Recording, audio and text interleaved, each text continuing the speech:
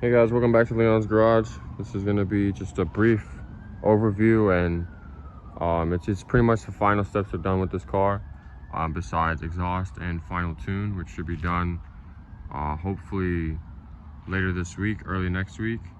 I have to buy a charger for my computer, or my sister's computer, and yeah, but that's beside the point. So this is just a brief overview of what this car is. We'll start with the exterior.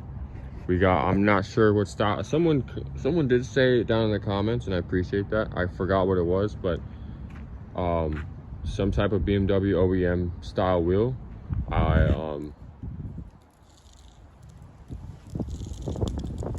there's some type of BMW OEM wheel. I really like them. I think they suit the car. They have good offset. As you can see, it doesn't even have 2 wire tires, but the wheel kind of sits just where the fender needs to be. And I think that's pretty pristine. So, but yeah, she's sitting on some generic coilovers. I believe they're like max speeding coilovers. They're not good, but they're not bad. They do the job. They stiffen up the ride where you need to, because this is mainly a drift car, not my street car. I just drive around when I have to go place to place. I usually have a scooter, but that's currently down right now. I really don't want to talk about it. I think it's fucking annoying. Never get a big bore. Don't big bore kit the fucking 49cc. It's just not worth it. If you want something else, get a 150cc scooter. Cause that shit, it will fry the Bendix. I've fried 4 starter solenoids, so yeah, that's great. And we got the dirt bike waiting for parts to be in later Friday. I keep going off different tangents, but this is about this car. So we got max speed rod coilovers. The whole front suspension was redone with just OEM control arms, stuff like that. Rear has not been touched. And that's pretty much it for the exterior. You know, it's OEM. What do you call it? I've done no aero to it. I'm not a huge aero guy. Make that nice and clean. But that's the front end. I'm missing those things on the bottom of the headlights, but I think still looks pretty good for her own doing. And mind you, I bought this car for 500 bucks, so keep that in mind while I explain all this. Because yeah, so we'll go with the interior. We got, not entirely sure if this is a real seat, but it kind of looks like it's real. It's a core bore. I don't know. My pronunciation with it is probably wrong, but it actually was in my sister's e46, which is back there. It didn't come with the seat, so I just took my old fake bride seat and took the cushions and made my own little pad. It actually works quite well.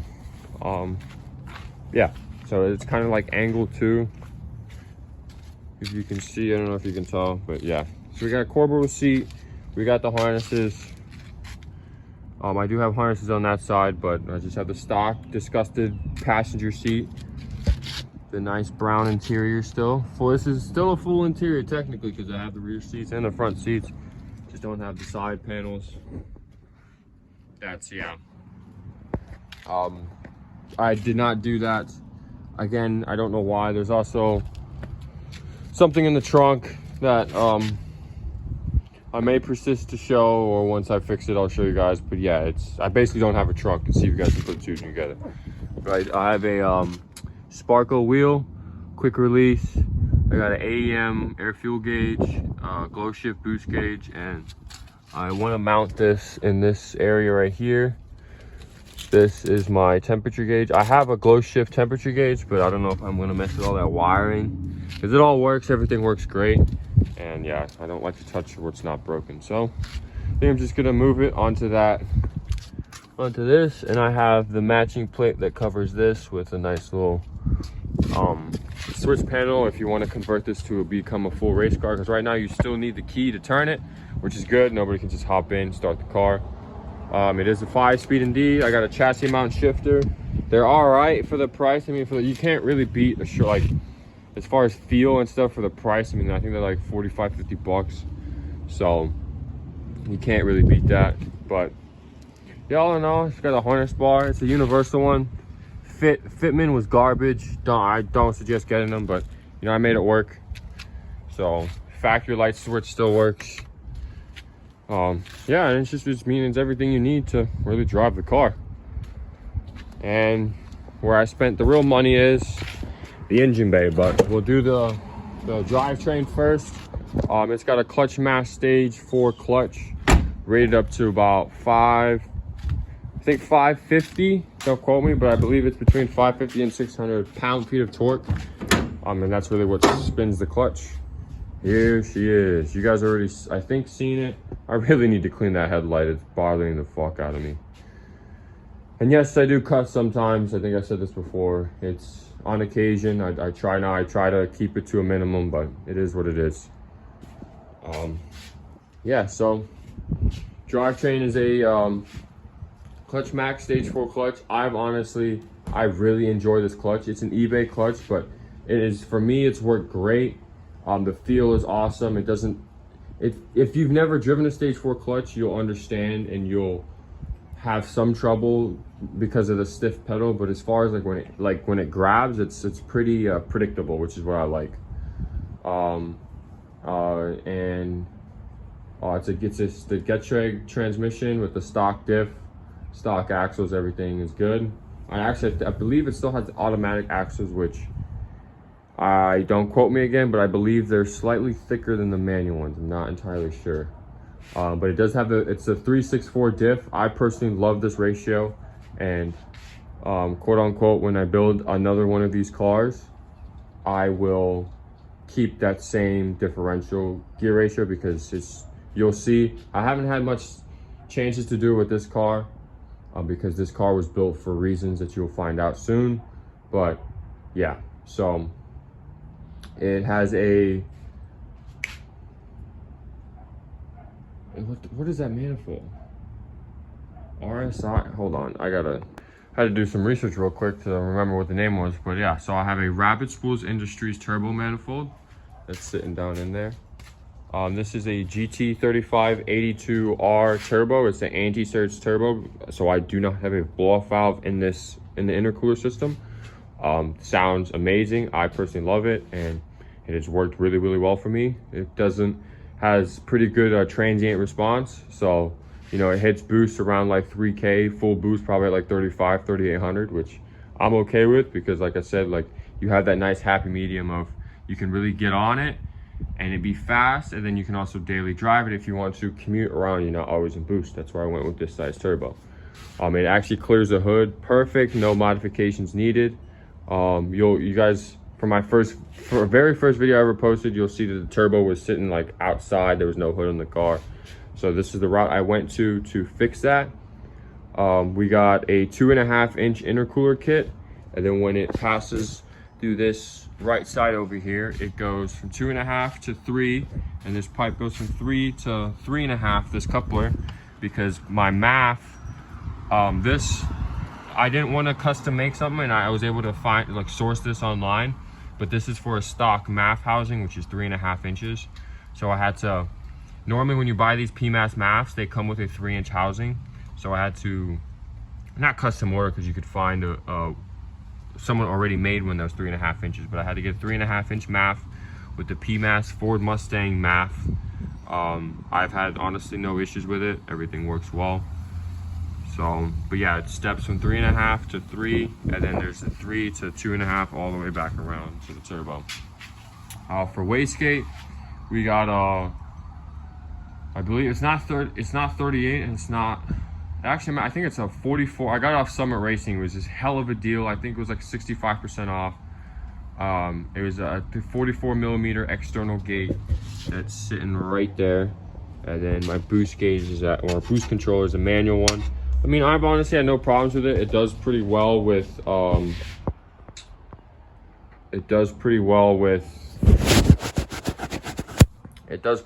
controlling boost. So I've been running it ever since. And I actually, to take the wastegate out was kind of halfway a task, and I should have put bigger wastegate springs in, because right now I only have either 4-pound wastegate springs. So I turned off my boost controller because I need a final tune.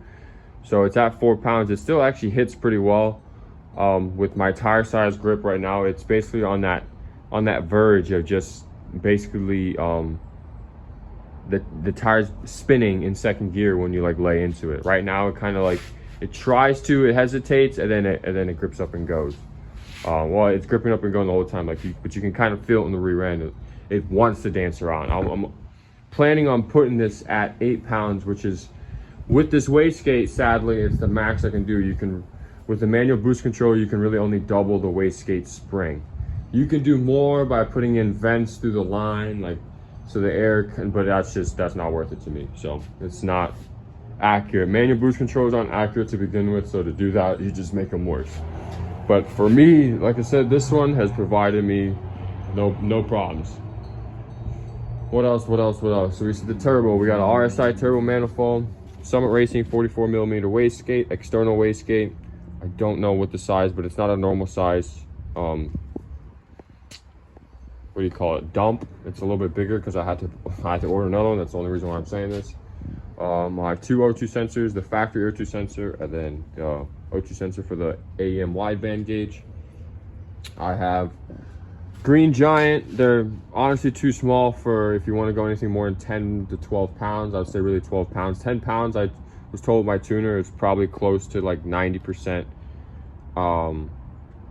efficiency of your injectors, and you really don't want to go higher than like 95%, just because you still want some of that leeway. But they're the Green Giant 440cc injectors. That's why they sit higher. But I actually got this to mount up, this to mount up. I'm really honestly very, very happy with how this engine bay came out, and I really didn't do that much of work to do what I needed to. So that's pretty nice. I also do need, instead of a 2-port oil catch can, I mean, I could, right now, basically it's running the atmosphere, so it kind of smells inside the car. That's going to be fixed. But I have a 2-port catch can here, which is pretty nicely, not nicely, but like this, I came up with this like, I think in like 5 minutes at the drift event, because they told me I had to have a catch can to run the event. So I just quickly mounted it up and it worked, and they took it, so that's no problem. I literally passed tech twice. Never been going in my life, twice. I passed the first time I went up and they basically told me I had to strap down my battery and then put an oil catch can. Did both those things, boom, done, over with. The next time I went, everything was already good, so they just looked at my car, made sure it was still there, boom, checked out, everything's good. So that was really nice. That means I did my research to accordance and did what I need to do to make it a simple, easy process. So yeah, so I need a 1-port catch can, and I attempted to place it back in there, but that means I have to route this all the way around, and I don't know if I'm gonna like the look. I mean, I can actually spin this. Yeah, this is the turbo. I don't want to route it anywhere near heat. I could, yeah, we'll have to figure it out. I do kind of like this spot, not gonna lie, and I'm just gonna get one with like a filter on top, or just like a 1-port. But it does have to vent itself, so I'm pretty sure there's gonna be a filter on the top. Yeah, and these headlights, they did not come on the car. Actually, I ended up buying a parts car for $400. Yeah, $400. The whole entire car. I'm pissed I did not take the interior. It was a complete mint, like tan, not tan, it was the white interior that these e46s have. Mint, everything was there. Seats, door panels, the back, everything. Could have put it all together, but I think I wanted the headlights and the mirrors. Those are the 2 most expensive things. I mean, the headlights for a pair used are like $400, and the mirrors, I couldn't find anybody that had these types of mirrors. I still wanted to retain these little fins, and I'm not sure if most of you guys know why they're there, but they actually really do serve a purpose. And their purpose is for when you roll down the windows, you don't get that annoying wind sound getting through the car. So you can actually have a normal conversation with whoever's in the car with you, and there'd be no problem. Windows down. I mean, you can do 100 miles an hour, and like the wind inside, there's still wind, but it's very minimum. Like those fins really do put in work. And I looked online, they're like $250 a piece. And I don't know about you, but unless they're like some renowned mirror, I'm not spending $500 on a set of mirrors. So I actually ended up finding this parts car for $400, getting the headlights and the mirrors. I don't know why I didn't take anything else. Pretty stupid, but it is what it is. I took the fender and some spare like control arm parts. But yeah, so that was interesting. But those were these headlights come from. I don't know what all of this is about. I don't know if you can take that off. I don't know if I'm gonna have time. This is, like I said, this is a weekend car. Everything works. The lights work. The corner lights even work. Tail lights work. It says the 2 tail lights in the back don't work. Don't know why. So, but they work. That's why I never really did anything about it. Yeah, this is, you know, if you guys don't know, it is a true 330 CI. Has the M54 B30 in it. Right now, like I said, it's pushing like the minimum pounds you really can push. I mean, you can get probably lower springs, but that's pretty stupid to put a turbo on for only 4 pounds of boost. I mean, honestly, it's not. Like, to daily and absolutely just beat the shit out of, this engine could take it all day. And like I said, this is not even a finalized tune. And it's still, the MS43 is actually a better ECU than people give it credit for. That's all I'm gonna get into it. I'll end up making some video with it because I talk with my tuner a lot, and we have a lot of good conversations. That we talk for 45 minutes to an hour, sometimes even longer, just literally about these cars. It's crazy. He has a plethora of knowledge that I'm trying to also get myself, because I do very much enjoy this car. And I'm telling you guys, I'm going to have a very nice, clean interior, exterior, and the motor I got, because this is just a start. This can even get better, but I'm still more than happy with how this came out. We got no oil leaks. Every gasket, everything has been replaced, drivetrain, engine related. I've done guibos, I've done the center support bearing, clutch already, flywheel, slave, oil pan gasket, the oil filter housing gasket, valve cover gasket. I mean, every gasket has been replaced. This thing does not leak, no coolant, no nothing. The entire cooling system has been done. It is, I really put my work and my time and research into what I needed to do, and it shows. I mean, I've had minor issues. I had a problem with the BST. I'm not gonna really get into it, but if you know E46s, you know they have this. It's like a battery safety terminal. If it pops out, it shuts off everything electronic. And I ended up replacing parts that I didn't necessarily need to, but it was kind of nice, I guess, that I did. So, power steering pump is new, the lines, everything. So, yeah, this car, I mean, it's worth it, man. So, but yeah, this is just a quick little update. If you guys want to know anything else about it, it's a pretty basic build. Oh, I did forget to say, so I have the 440cc injectors, and I also have a Deechworks 300 pump in the tank. Plenty of fuel pressure, no problems there. And you can even go like 450 horsepower with those pumps. So it's pretty good. If you do guys want to go E85, I gotta look at the description. It might say E85 safe. I don't believe these injectors are though, and I want to go bigger anyways, because like I said, you can only push maybe 10 pounds probably. Like, you're fine, but 12 pounds you've maxed out the whole range, and yeah, you need bigger injectors. So it's got I believe it's I don't know the size of it exactly, but it's a good size. I kind of want to paint those like little brackets, but like I said, I custom made all this, and I've only done this to an extent of turboing a Miata, and I did that with, I mean, basic hand tools and just cutting the pipes. And I did the same thing with this, measured, cut, and actually, I was pretty surprised that I'm really pissed I didn't kind of video the whole process of me building the intercooler kit, but because it was pretty cool. Like I just, you know, I didn't even really measure with like a measuring tape, nothing. Just looked at it, cut the angles, and made it work. Same thing this with the exhaust. Right now, it's a 3-inch downpipe, which again, a lot of people put 2.5-inch downpipes on these cars, and I think that's pretty restrictive for a turbo car. Any turbo car needs a 3-inch exhaust, unless it's a Honda or a Miata. But a Honda, I mean, you can put 3-inch exhaust when you really start, you know, putting a bigger turbo on it. But if you want some nice daily power, like 250 horsepower, 300 horsepower, you'll probably be just absolute fine and dandy with a 2.5-inch, what do you call them, downpipes. So yeah, I guess the most intricate piece is really that I bought. I think I bought this all like Burger Motorsports. It's 3.5. I'm repeating myself, I know, but it's a 3.5-inch MAF, PMAS MAF for a Mustang, 3.5 inch coupler, step to 3-inch, 3-inch pipe, and we got 3-inch coupler, step to 2.5 inch, all the way around. And it actually goes up here through the fender. Forgot to actually show you that. Yes, I do need to clean up the lines, and it's actually cut this hose, which is why I believe I have, it sounds like a slight vacuum leak, but it still makes boost and it still flutters. So if the boost leak was bad enough, it would still potentially make a little bit of boost, but it definitely wouldn't flutter, because that boost would go out of the pipe instead of flutter the sound. It's not as loud though, so I believe there's like a slight pinhole or some kind.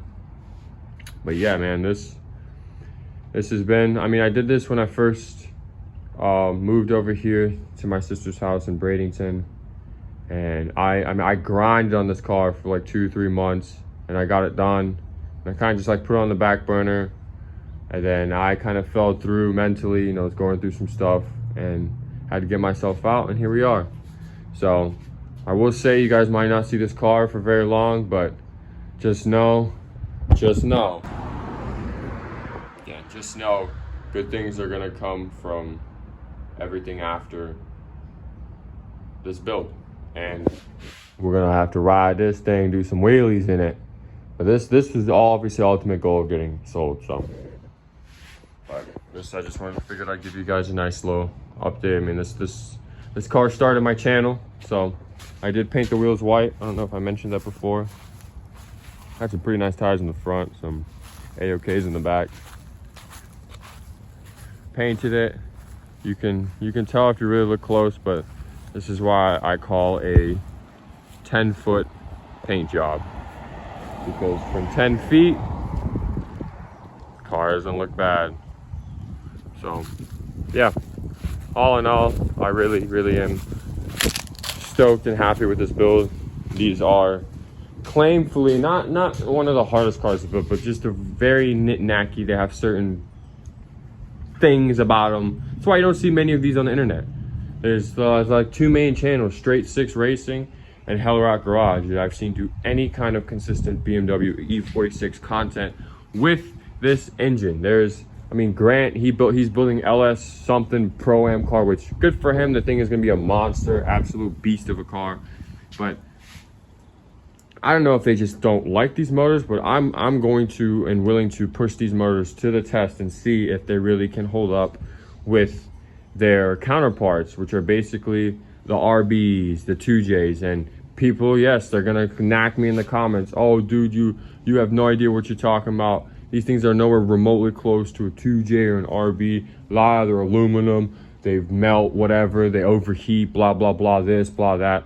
That's because you guys don't know the quirks about these cars. Once you do, this thing runs cooler than any BMW E46 I have ever driven by far. I rarely have to put on the fan because it is on a switch. I want to ECU control, but it's just nicer when you have it on a switch, because let's say you want to do a burnout and the fans haven't kicked on. You can manually kick them on, you know, keep the engine cool so it doesn't have to get hot first before it turns on the fans. There's a lot of cars are like that. The fans won't really turn on until it's getting pretty hot. So to me, that doesn't make any sense. But, you know, it is what it is. It could be far wrong. But like I said, this engine bay right here just looks OEM. I'm serious. Like, it's like, don't mind the rusted brackets and the stupid pipe, but just everything is there that was OEM. I mean, I still have the diesel valve. Like, I still have the OEM intake manifold. Almost everybody puts the M50 on it, which I even talked to my tuner about. I'm gonna get into more detail with, but there's really not that much gain with them. Just, believe me if you want, it is what it is. But yeah, so I think it's a long enough video. Give you guys a nice little walk around again.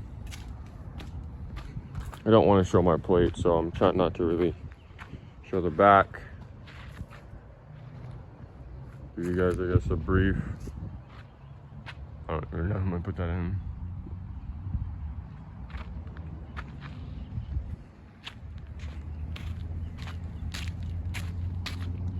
She's good, man.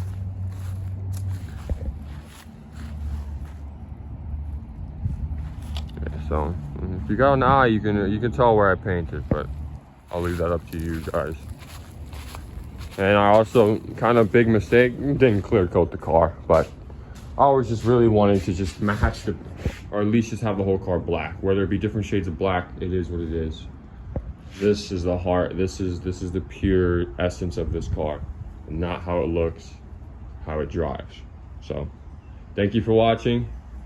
I know I post pretty not consistently. I'm gonna get better with it. Just, yeah, I know I don't post consistently.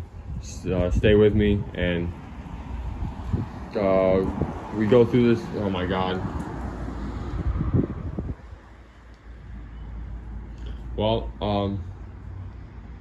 I appreciate you guys for watching. No matter how many views it is, it doesn't matter. This, in my head, a year ago was not even possible. So the fact that I am doing this and just starting somewhere is a start, ironically. So again, I appreciate all of you guys for watching, and stay tuned for the next one. I also forgot to mention, I didn't show you guys this, but look, absolutely no leaks. So yeah, clean front half. I mean, you just don't get a BMW, they say. Look at that snail though. Yes, sir.